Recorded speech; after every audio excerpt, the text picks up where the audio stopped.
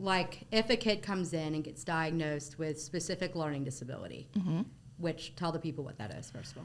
So a specific learning disability would just mean your brain learns and processes information differently. So it could be with reading, writing, or math. Hey everyone, welcome to the Little Brain Campaign. We're your hosts. I'm Jessica Eisenstat, a licensed professional counselor, passionate about supporting kids with exceptionalities and behavioral challenges. And I'm LaRose, a child and adolescent psychiatrist who loves diving into all things child and adolescent mental health. Each week, we'll chat about our personal and professional experience as it relates to childhood development. Plus, we'll bring on a guest to share their insights and experiences on important topics. Join us for a lively discussion, expert interviews, and a lot of laughs. Let's get started. Hello, Big Brains. Thanks for joining us. We are your hosts, Jessica and Lauren. And today we have the fabulous Caroline Robichaux. She's the owner of Basics Plus Communication and Learning. She's been in the field for about 10 years. She's worked with child and adolescents doing a various number of things, and she's based here in New Orleans. Caroline, hello. Good morning. Thanks for having me. Yes, if you can just tell all of the big brains what you do and who you see. Absolutely. So I'm a speech language pathologist. We have a team of 12. Then we serve children in Orleans and Jefferson Parish. We work with children with articulation concerns, such as their R's and L's and S's, stutters, comprehension if they have trouble understanding you. And we also support in the classroom if they have reading concerns, writing concerns, some executive function, supporting from about age 2 up through college. Tell the people a little bit about what executive function means. Oh. So that's kind of a tricky one. There you go. So the researchers and the really great people are still deciding on an exact definition, but it basically helps all your workers do the work. So often we just think attention, but there's so many parts of that. There's the initiating the task, the sustaining the task, keeping your focus in one area. And we have all of those little workers that we need to get on board. Like in our brain? In our brain. Got it. Up in that big brain. Yeah, up in that big brain. Okay. So it's big things happening in little brains, right? Absolutely. Okay, so I have a question. Since you, especially because you said you work in classrooms, like in the natural environment, how does that work in different academic settings? We can support in so many different ways. We have great relationships with a bunch of the schools where we can go in. We've gotten to know the teachers and the curricula. We can do a few different things. We often will pull out and do one-on-one sessions. We can support what the children are learning in the classroom, breaking it down into really manageable chunks and having that repetition. We also can see, are there any holes? Sometimes I like the analogy of Swiss cheese. So are we missing a few little parts? So we know our kids are brilliant and can do so many things, but sometimes some of those building blocks are missing, so we can support there. We also sometimes will push into the classroom and support that way, sometimes during centers or free time, to really support exactly where the child is so that we can see where the breakdowns are happening and how to best support them and help them be successful. How do you use that data and provide feedback to the teachers and then have them follow whatever the intervention is with fidelity? Absolutely. So the team approach to me is the best. The teachers, the parents, and of course the child. If we don't have the child on board, yeah, you got nothing. We got nothing. You got nothing. So it's so great that we are able to have those open relationships with parents and teachers, and we can share, and they can see it in real time of, hey, this worked. So if we can do something small that's an adjustment, and then, oh, hey, little Johnny got their work somewhat done. They feel successful. The class feels successful. So just that open communication really helps it. It's always little Johnny. What's the girl? But it's like little Johnny, and what's the girl that everyone always says? Jane? Little Johnny and Jane? I don't know. I think it's always Johnny. It's always little Johnny. Okay, wait, I have a question. Can I ask a question, Jessica? Oh my gosh. Okay, great. It's yours. Okay, so over your 10 years in doing this work, have you seen any kind of trends as far as like diagnoses, reasons for referral? Are you seeing any changes over time? And if so, in your professional opinion, why are those changes happening? Absolutely. So anecdotally, I can tell you 1,000,000% yes. I actually looked last night just to see where there are updates in the actual data. It still seems about across the board nationally, 20% for learning disabilities, or 1 in 5. So like learning disabilities, is that one like, is it like an umbrella? An umbrella. So Okay. learning challenges in the classroom. Do they have trouble with reading, writing, math, attention, Mm-hmm. or language, that comprehension and vocabulary? So globally, if we put that 1 in 5. And so the data is still about there. Especially So that stayed the same. that has, Or- but I also haven't seen too many big numbers post 2020 for the research. So I think they're still catching up. Yeah. So anecdotally, though, I can tell you when I started here 9 years ago, it was just my partner and I, and we had plus or minus 50 kids. Now we have a team of 12 serving about 250 families. Lord. So That's a lot. just in that, the need, we have seen Yes. so much more. So then to your question of why, I think it's a few things. One, we know COVID interrupted instruction. Parents did the best they could. We all did the best we could. We were surviving. But that was a little different. You know, we're not meant to learn in isolation in front of a screen. So we did have some lag there. We also, I think, and obviously this goes to both of y'all's professions way more than mine, but some of the anxiety that we're seeing. Is it in the parents and the kids? And if we think about when we're nervous, we kind of go offline to learning. So if that body's not regulated, we can be the best teachers in the world and nothing's going in. So there's some of that. And then also, it seems like, at least from when we were kids, those expectations are high. Ooh, child. Like, Ooh. my Heiny didn't have to sit in a chair for 30 minutes and know how to read a book the first day of kindergarten. Yeah. No. Can we talk about this more? Yeah, Let's we're gonna- do it. Yeah, this is where we're I knew this was going to happen. Okay, because here I go on my go, soapbox. Okay, so why do you think that academic expectations are becoming so much more rigorous for younger and younger kids? And do you feel like it is or is not developmentally appropriate? Same with behavioral expectations. Yes, All of it at once.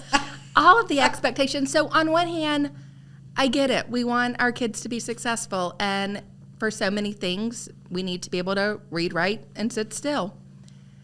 We also, though, need to make sure they're developing that imagination, that play, that whole self that's so important, and why I love co-treating with so many different professions like y'all, because we can treat that whole person. Why is it that? I might ping pong back to you for that answer. I mean, so you, Lauren, you told me this. Yeah. Okay, so I have a whole which theory. I know. Which, I mean, I bought in. Okay, and obviously interject because I'm definitely going to Okay, say a go wrong for thing. Okay, so you said that it kind of starts from like the like what is that called? I don't know. Secondary education. Yeah, sure. Secondary education, university level. The standards there have increased or gotten more rigorous. So then that trickles down to like standardized testing to get into that college.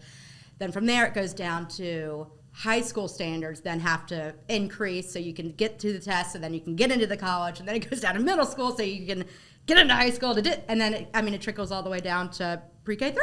Exactly. That's it's a like, huge trickle. yes. And It's happened over time, over a long period of time. But when you think about it, like if you compare kindergarten now in 2024 to kindergarten 30 years ago, it looks vastly different. You know, like 30 years ago, kids were just starting to go to school for the first time in kindergarten, right? True. Now it's like they have to be already reading. I'm not kidding. Okay. So I went to do an observation of a kiddo, kindergarten, and they were, it was great. This class was running like a damn machine. It was great. I loved it because I was like, ooh, this is great. But those kids were sitting at a desk with papers and, on the Promethean board was like, I don't know, like math, like real math. Like math that I think I started learning in like second grade or something. And they were, like the expectation was to track the Promethean, listen, retain, and then practice, and then verbalize it out. And sit silent for, 10, 15 minutes at a time, and then they would go into ELA, and they were learning pronouns, not the they, them, but the possessive, like, what's a possessive yours? Is hers, right? I I, don't me. I don't know. Yes, Yeah, subject and whatever. object Continue. pronouns. I don't know. Anyways. I do a bunch of that. Yeah, the but grammar. I was like, the teacher's assistant or whatever, the other teacher was next to me. I was like, did you learn this in kindergarten? And she's like, no. So, it was just fascinating to see these 4 or 5-year-olds sit in a desk. They met the expectation, so it's not like they weren't capable, but it was just, is it developmentally appropriate? I don't know. And my other question to that is like, are we really improving learning? Right.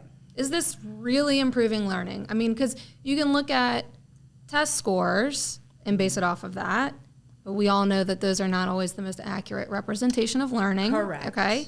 So is it actually improving learning, and is there any kind of damage that's coming out of that? Like, are we taking the love out of learning sometimes? Oh my God, is that the name of I this know. episode? Are we taking the love out of learning? And What's like that? kids have, fewer and fewer and fewer opportunities just to have free play nowadays. Like, are we taking away the few opportunities that they do have? And also, it's like, why? Like, what's the purpose? Is it a more of a macro level, institutional thing? Like, are schools now held to a certain standard, and if they don't Yes. meet it, are there 100%. repercussions from the financial institutions who back them? I mean, it's like, whose fault? Yeah. Absolutely on that one. But a couple of things you said. So is it taking the love out? Not necessarily. So for some kids, like when you were saying they were doing pronouns, I love sometimes priming the pump. So for me, what I would tell kids when we're doing that is the who and the do. So who's doing it? What are they doing? To kind of just working that in. So I think when they're open to learning and receptive and able to take that in, I love introducing it, just helping them prepare. Do they need to call it a pronoun? No. And are there other ways we can do it? So could we do it In a more playful way. on the playground? Oh, I think you're doing some do's. Tell Yeah. me, what all can we do? We can Yes. run, we can jump, we can swing. We Yep. can, like more active.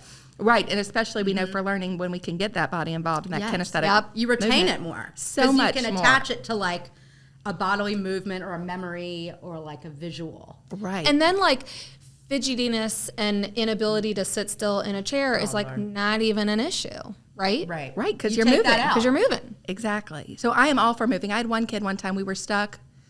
We were doing vocab. Couldn't get it. He's a big baseball guy. We threw a ball back and forth for 30 minutes. Correct. He got the words. Awesome. Another kid did it this year with states and capitals. The mom texted me the next day of like, oh, hey, we got out of just drilling on flashcards and we learned it. Yeah. So it's really just using that movement. It's just called be creative. Yeah. Meet the kid where they are, people. Always. Okay. Not So a one do size you fits one. do you ever get referrals for a young kid? I'm talking about like preschool age. Okay, who's having trouble learning to read or learning their letters or whatever it is, and you see them. And then you're like, this is not a learning disability. This is just a kid who is 4 or 5. Yes. Okay. Yes, I do. And can we still support? Absolutely. Yes. And then one of those, it's almost like I don't want to say a double-edged sword, but how you were saying the school expectation. So Right. if our kids are in environments where that's the expectation, then sometimes they do need the supports to meet that expectation. If they want to remain at that school. If that's the environment that they choose that for their family, yes. So then we can support, and things like that when you're saying the preschoolers, there's different things that are developmentally appropriate we can work on. Things like what we call phonological awareness. That's those building blocks for reading. What is that? So I think it's fascinating. I can do a whole podcast on it. Go for it.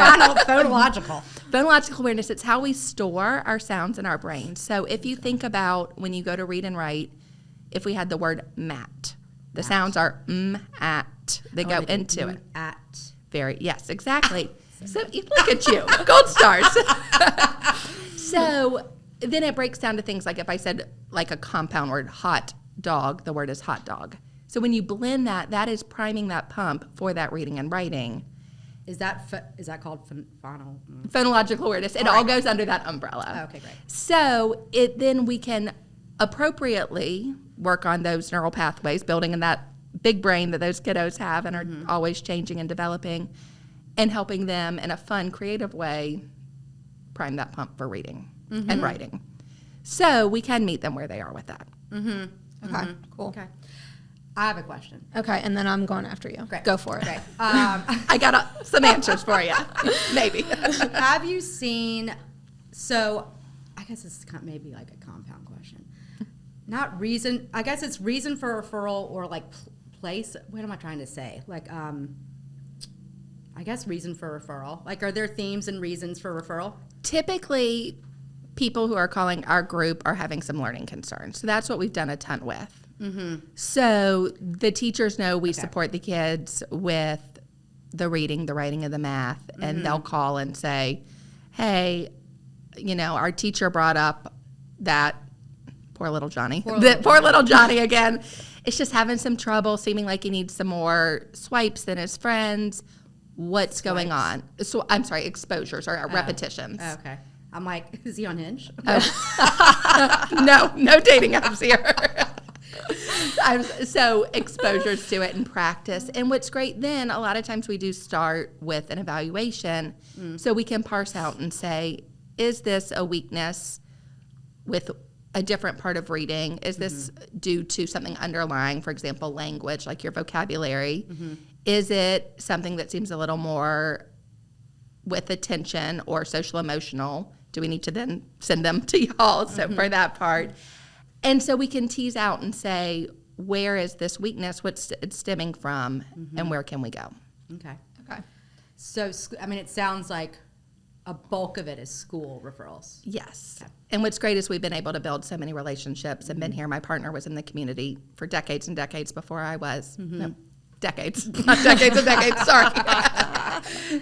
And so was able to build that relationship, and we've been able to educate teachers also at teacher workshops, things like that, saying here's some things to look for. Here's sometimes we would be helpful. And then on one hand, it is so helpful to have that earlier intervention. So when it is truly a disorder, we know the earlier the better. Yeah. Sorry, one more. Go ahead. How do you discriminate between, when you say early intervention, what age is that, first of all?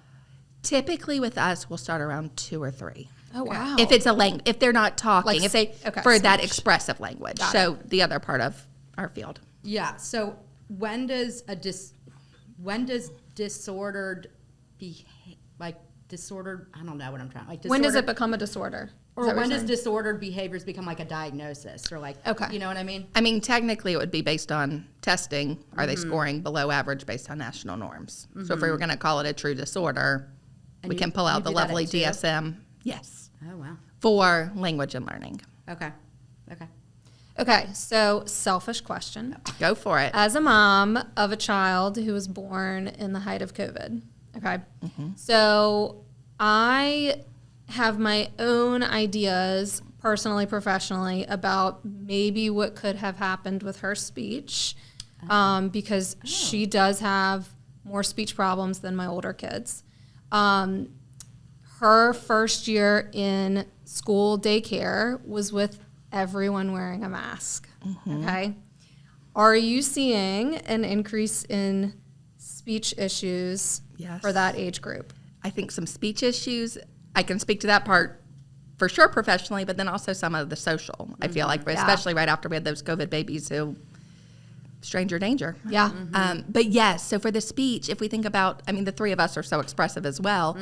If we're covering up ear to ear, we're on microphone. If we're covering up our mouth up to our nose, there's so much that the kids are missing. When we think about different sounds, so you're talking about a young child, mama, that that your lips are going together. You can see I'm doing that, mama. And with the mask, you can't see that. Yeah. So there's so much of just that reciprocity and mirroring that was taken away.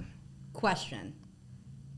Yes, and you think about kids who are blind and they don't have any speech delays.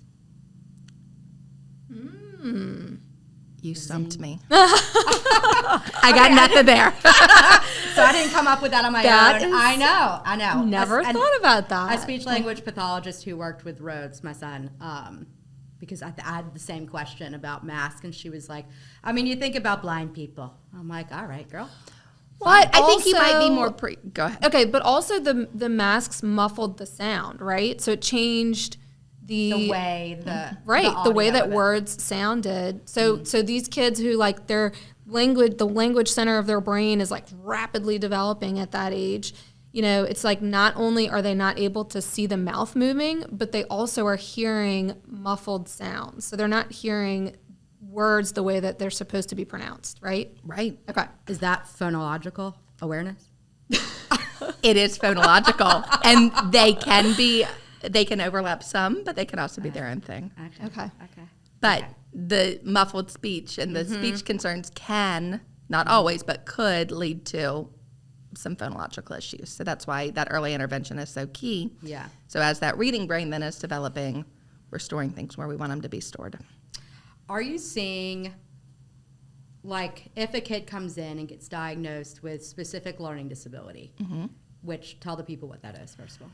So a specific learning disability would just mean your brain learns and processes information differently. So it could be with reading, writing, or math. Would you ever have a kid get diagnosed with SLD, specific learning disability, language, and not the other two? Or is it normally all three? No, not normal. It could be all three, but not always. So there's language is one little component, and actually reading and writing go under that language. So if we think about language right now, you and I are speaking and listening, that then transfers to academics with reading and writing. Okay.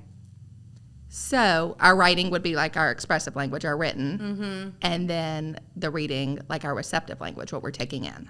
Okay. So they can play there.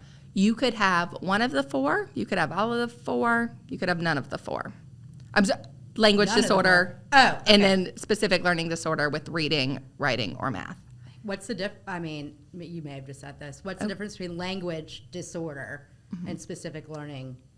It depends what's impaired. So what's the problem? So with the specific learning disability, it can break down. So I'm going to get jargony for 30 seconds. No, Feel dude, free to go cut ahead. to No, cut I'll this out. interrupt you. Yeah. But with reading, for example, we have three components. We have the decoding, what it says. Okay. Comprehension, what it means. Okay. And fluency and rate, how smooth and accurate are you?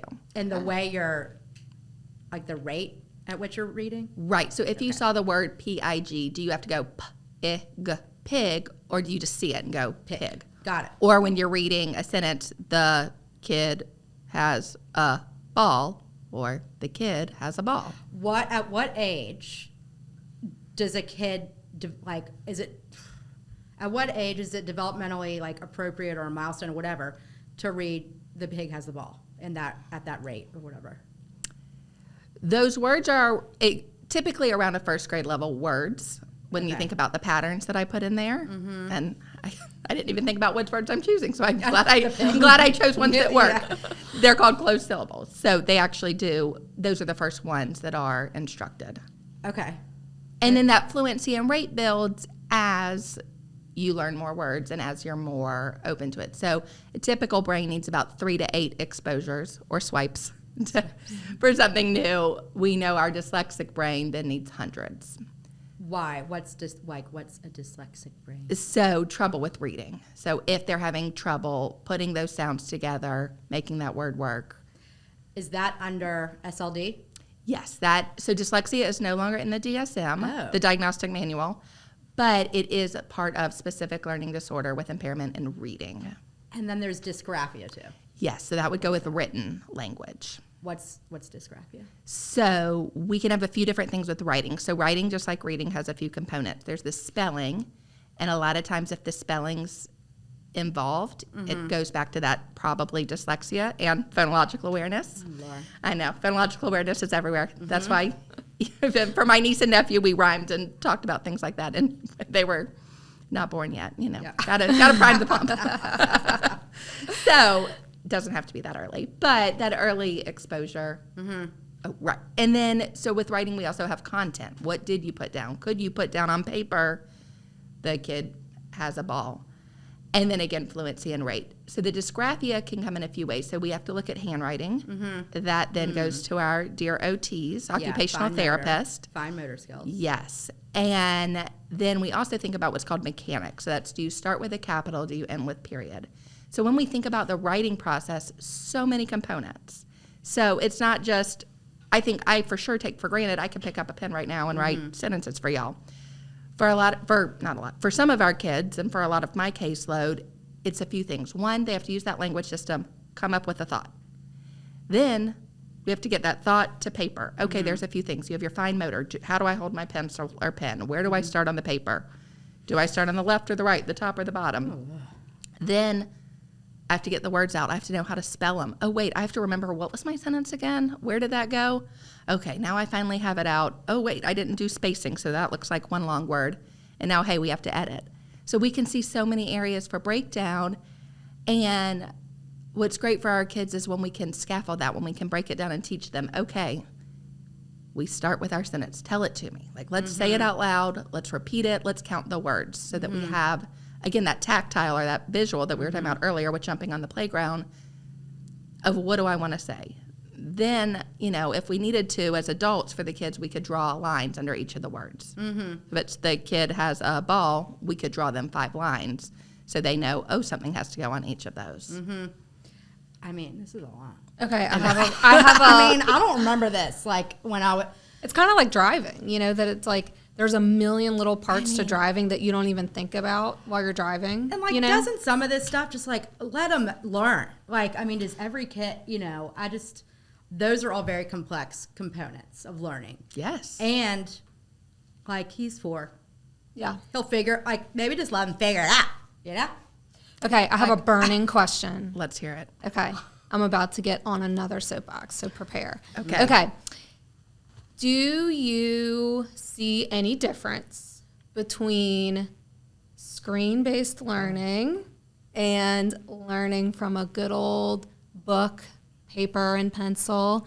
If so, does the technology make the learning better? Does it make it worse? Are there any pitfalls there? What do you see? I think it's a both and. Okay. So technology's not going away. Right. So I was in a class last summer and someone was telling me when I was a little hesitant with AI, she's like, you either can get on board or it's going to take you out. Hold up.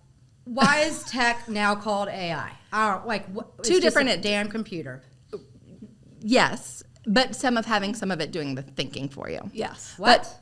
We'll talk about that later. All right. We'll come back there. But with this one, Don't get it. comparing the two of saying if we don't involve technology to some extent, it's around. It's not going anywhere. Right. So, especially with our younger kids, though, I am still for one-on-one interacting. The great things about when you're doing that with the adult, you can see where is the child having their breakdown. What part are they stuck on? Whereas if it's a screen, they might be just touching, tapping. Well, then we have to pull up the attention and impulsivity and excitement of should I just hit buttons? So I prefer not to have that. I also, for things like test, I know teachers have way too many things on their plates. I will say that a million times over. Yes. So I get that electronic testing helps there. The parts where I see it difficult, again, for our kids who just click, which we all have those. We share those kids. Yes. Everyone knows them. But also, when they go back to look to find text. So, for example, with reading comprehension, I work so hard with my kids. We have papers, we print. Because you can annotate. Exactly. Yeah. And I don't even like take notes on the sides is what that means. Yes. So I don't even love doing front and back. I like when we can just have all of it out there. I tell people I'll plant trees. I'll get back to but I want the paper. And so then the kids can see those strategies we work on because they know, be a detective, find the evidence, find the facts. Yeah. And if we're having to, even as an adult, if I'm watching something online and I'm at the bottom and have to scroll up. I have to print in our office, I print so much shit. Yeah.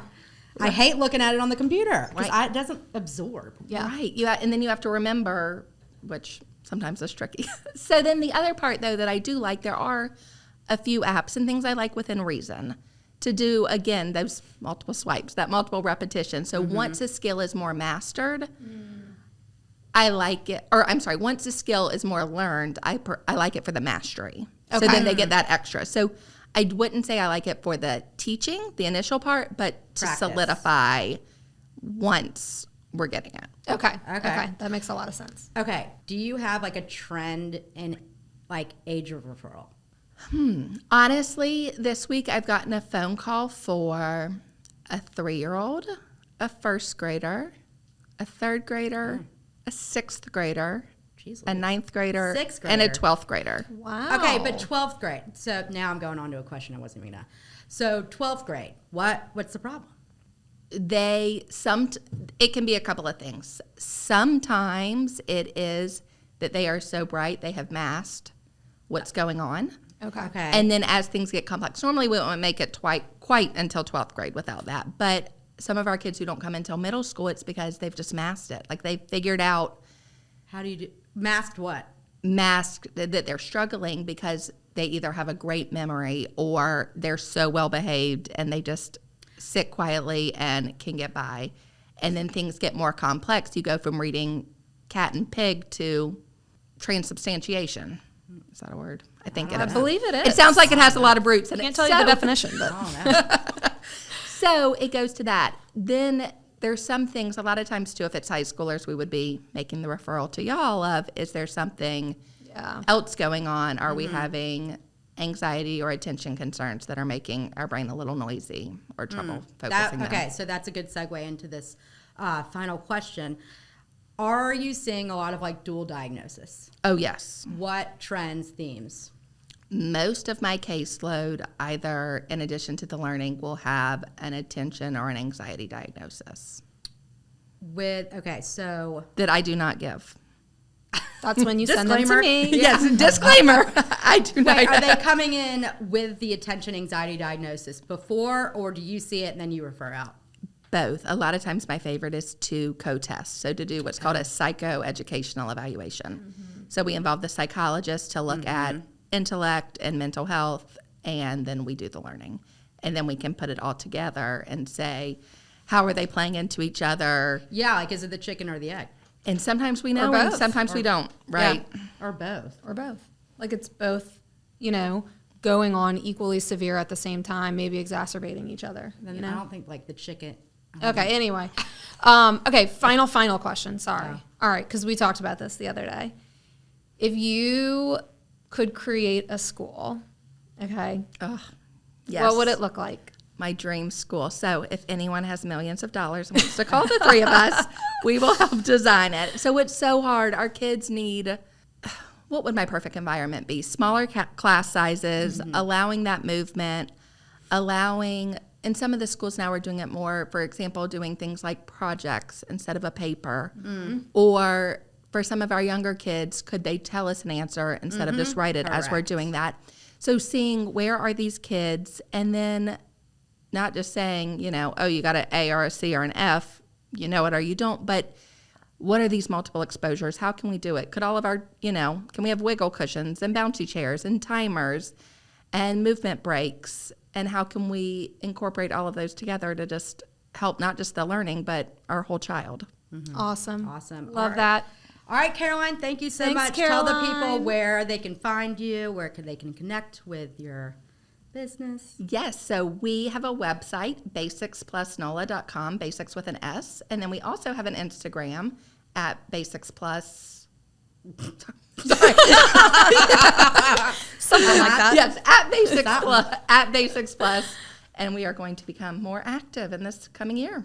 All right. Well, you can follow the Little Brain Campaign on Instagram, and we are following Basics Plus, so you can look into our followers, and then you can find them. Perfect. All right. Thanks for joining us. Thanks, Caroline. Thank y'all.